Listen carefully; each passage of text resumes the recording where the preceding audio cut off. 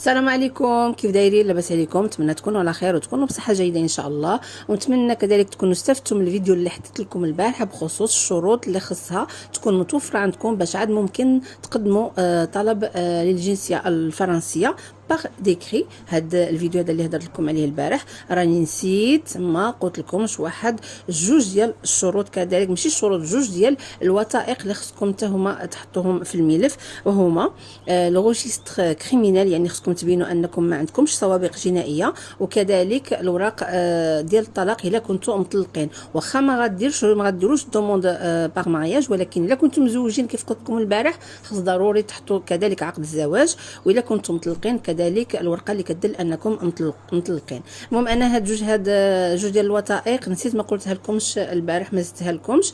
اليوم غادي نهضروا على الشروط اللي خص تكون متوفره لطلب الجنسيه الفرنسيه، هاد المره باغ مارياج، يعني عن طريق الزواج. غنهضر لكم على الشروط، وغنهضر لكم كذلك على الوثائق اللي خصكم توفروها وتكون عندكم باش تحطوها ان شاء الله في الملف. فخليكم معايا، غندوزو اول حاجه للشروط اللي خصها تكون متوفره باش عاد ممكن انكم تفكروا ان بامكانكم ديروا هذا الطلب هذا. فخليكم معايا. ممكن أنكم تحصلوا على الجنسية الفرنسية وتوليوا مواطنين فرنسيين بعد 4 سنوات من الزواج من مواطن أو مواطنة فرنسية. هاد المدة هذه 4 سنوات ممكن أنها تقل وممكن أنها تزيد حتى 5 سنوات. المهم 4 سنوات على العموم. 3 سنوات في حالة واحدة إلا بينتوا أنكم عشتوا 3 سنين على الأقل في دار واحدة في فرنسا مباشرة بعد الزواج.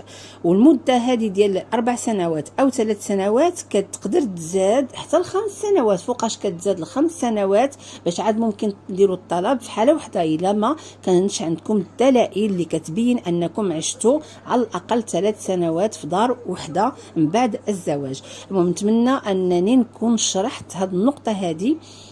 هنا كنقول لكم على العموم 4 سنوات، تقدر تقل 3 سنوات في حالة إلا كنتوا عشتوا 3 سنين في دار واحدة من بعد الزفاف، يعني من بعد العرس ديالكم، وتقدر تطلع حتى 5 سنين إلا كنتوا ما عشتوش مجموعين، ما عندكمش الدلائل تبين أنكم عشتوا مجموعين في دار واحدة في فرنسا على الأقل 3 سنوات. إلا عندكم شي سؤال أو شي حاجة خليوها لي في صندوق الوصف، خليو لي السؤال في صندوق الوصف وإن شاء الله نجاوبكم عليه.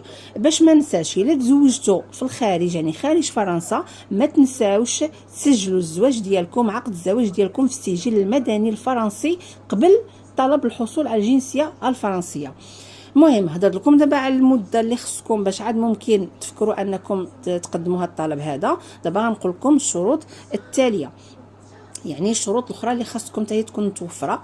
بطبيعه الحال في وقت باش غادي ديروا هذا الطلب هذا خصكم بطبيعه الحال تكونوا باقيين مزوجين. الزوج ديالكم او الزوجه ديالكم خاص تكون عندها الجنسيه الفرنسيه قبل تاريخ الزواج ديالكم. كذلك تكون عندكم معرفه كافيه باللغه الفرنسيه، وهنا غيجي ديك الامتحان ديال تي سي اف اللي كدوزو واللي كيتعطى لكم دبلوم اللي كيبين انكم كتقدروا تهضروا اللغه الفرنسيه وكتقدروا تفهموها. وراني درت لكم فيديو على هذا الموضوع هذا، وراني خليت لكم لو لين ديالو في الفيديو السابق في صندوق الوصف، اللي بغى يستافد يدخل ويشوفه. المهم هادو هما الشروط الاساسيه اللي ممكن ان عاد تفكروا انكم تقدموا هذا الطلب هذا. غندوزو دابا مباشره الوثائق اللي خصكم توفروها وتحطوها في هذا الملف. خذوا ورقه وستيلو باش تقيدوا باش ما تنساو حتى حاجه. اول حاجه بطبيعه الحال طلب وثيقه الجنسيه، دوموند داكيزيسيون دو لا ناسيوناليتي فرونسيز. هذا الملف هذا يا اما كتعيطوا لا بريفكتور هما تيصيفطوا لكم، كتكون منه نسختان، ولا تمشيو للانترنت وتخرجوا يعني تتبعوهم وتعمروهم، واللي غتكتبوا في هذه الورقه غتكتبوا في الورقه الاخرى. المهم كيف قلت لكم خصكم نسختان من استشاره يعني من استماره طلب الجنسيه الفرنسيه، نسخه من بطاقه الهويه لمقدم الطلب والزوج، يعني خاص الفوتوكوبي ديال لاكارت ديدونتيتي ديالكم، وكذلك ديال الزوج ديالكم او الزوجه، حيت ما تنساوش راكم غادي تاخذوا الجنسيه عن طريق الزوج او الزوجه. ثالث حاجه اثبات العنوان، يعني لي جوستيفيكاتيف دوميسيل كيف قلت لكم، يا اما كونطرا ديال الدار، يا اما ديال الضو، يا اما ديال الماء. كذلك بطبيعه الحال خاص تحطوا لي زاك دو نيسونس، شهاده الميلاد، والنسخه الكامله لعقد الازدياد باللغه الفرنسيه. كذلك خصكم تحطوا شهادة الزواج، يعني عقد الزواج ديالكم، وكذلك الدليل على أنكم عشتوا في فرنسا لمدة 3 سنوات على الأقل منذ الزواج ديالكم. كذلك خص باش ما ننساش عقد ازدياد ديال الزوج ديالكم او الزوجه ديالكم. هنا قلت لكم راه لا دوموند ديالكم باغ مارياج. كذلك الا عندكم شي وليدات خص تحطوا لي زاك دو نيسونس ديالهم حتى هما. كذلك إثبات أن الزوج كان مواطن فرنسي وقت الزواج. الزوج أو الزوجة خصكم تبينوا أن عنده الجنسية قبل الزواج ديالكم. كذلك بطبيعة الحال لي زامبو، يعني الوراق ديال الضرائب ديالكم ديال لي 3 ديرنيير زاني، تبينوا أن ما كيسال لكم حتى شي حاجة. كذلك خص تثبتوا أن مقدم الطلب عنده معرفة كافية باللغة الفرنسية. عاوتاني شتي أنا قلت لكم هو ديك تيست تي سي اف، هذاك ديك الورقة ديك الدبلوم اللي كيعطيوكم بعد ما كدوزوا ديك الامتحان، ديك الدبلوم هذاك تديروا له فوتوكوبي حتى هو وكتصيفطوه في الملف، كتصيفطوا الفوتوكوبي وكتصيفطوا لوريجينال، يعني بجوج ماشي غير فوتوكوبي. هادو هما جميع. نتمنى لا باش ما ننساش، انا كنت عاوتاني غنسى لو ريجستر كريمينال حتى هو ضروري، حتى هو يكون باللغه الفرنسيه بطبيعه الحال. وبطبيعه الحال اثبات العمل او الدخل المالي ديالكم. الا مثلا مقدم الطلب يكون ما خدامش، المهم الزوج ديالو تحطوا ديك الكونطرات الخدمه ديالو، او الشوماج الا مثلا كان في الشوماج. المهم انا كنهضر اي حاجه اللي كتبين المدخول ديالكم الشهري. دابا غنهضر لكم على واحد الحالات اللي بزاف ديال الناس غالطين فيها. انا نعطيكم واحد المثل باش ما نطولش عليكم بزاف هذا الفيديو. نعطيكم مثلا وحده مثلا مزوجه بواحد فرنسي ياكو، مثلا هي في المغرب وهو في فرنسا، ما عايشينش بجوج، هما مزوجين ولكن ما عايشينش بجوج في دار وحده. ومن بعد 3 سنوات بغات دوموندي لا ناسيوناليتي فرونسيز، راه ما غيعطيوها لهاش، حيت ضروري يكونوا عايشين بجوج في دار وحده على الاقل 3 سنوات. نعطيكم مثال. كنعرف انا واحد الصديقه مزوجه فرنسي، ولكن هذا الفرنسي هذا حتى هو كان عايش في المغرب، يعني زوجت به في المغرب وعاش في المغرب معاها، يعني كانوا عايشين بجوج في المغرب. هذه من حقها تطلب الجنسية حيت عايشة معاه، عايشة هي وياه، يعني ماشي هي في المغرب وهو في فرنسا، عايشين بجوجهم في دار وحده من بعد الزواج ديالهم. فإلا كنتي او الا كنتي انت او انتينا عايشه مع مواطن فرنسي في دار وحده، اي المهم خص تكونوا عايشين في دار وحده، فممكن بعد 3 سنوات على الاقل تديروا الطلب ديالكم وتقدروا تاخذوا الجنسيه ديالكم الفرنسيه.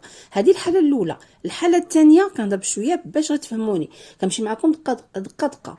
الحاله الثانيه نعطيكم واحد المثل. مثلا وحده مثلا مزوجه بفرنسي ولكن هو عايش في فرنسا وهي عايشه في المغرب، ومزوجين مده طويله، يعني مزوجين اكثر من 3 سنوات. فهاد الحاله هذه راه مستحيل انها تشد الجنسيه. علاش؟ حيت خص ضروري انها تعيش معاه وتعطي الدلائل انها عايشه معاه في دار وحده على الاقل 3 سنوات. يعني ماشي حيت مزوجه او مزوج بفرنسي او فرنسيه تقدر تاخذ الجنسيه الفرنسيه واخا انت ولا انت ما عايشش معاه في دار وحده. هذه راها ما كايناش، غير من باب يعني من باب الشرح والتفصيل. علاش؟ حيت بزاف الناس كيطرحوا هذه الاسئله هذه وبغيت نجاوب عليها باختصار. باش ما ننساش كذلك واحد التنبر كتشريوه اللي الثمن ديالو 55 اورو. وما تنساوش كذلك تحطوا جوج ديال لي زونفلوب فيهم لي تامبر وتكونوا كاتبين عليهم لادريس ديالكم، وكذلك ان انفلوب كبير فورما A4 كذلك خاص تكون دايرين فيه التنبر ولادريس ديالكم. علاش؟ هذوك هما وسيله التواصل ديالكم معهم من بعد ما كتصيفطوا الملف. هنا كيف قلت لكم ديك المره الملف كتصيفطوه باغ بوست بواحد الطريقه باكوزي دي ريسبسيون باش كيكون عندكم الدليل انكم صيفطتوا ديك الملف لا بريفكتور. وهكا في نفس الوقت كيصيفطوا لكم من بعد واحد الورقه، لا بوست كتصيفط لكم واحد الورقه بان الملف ديالكم وصل لديك المكان هذاك.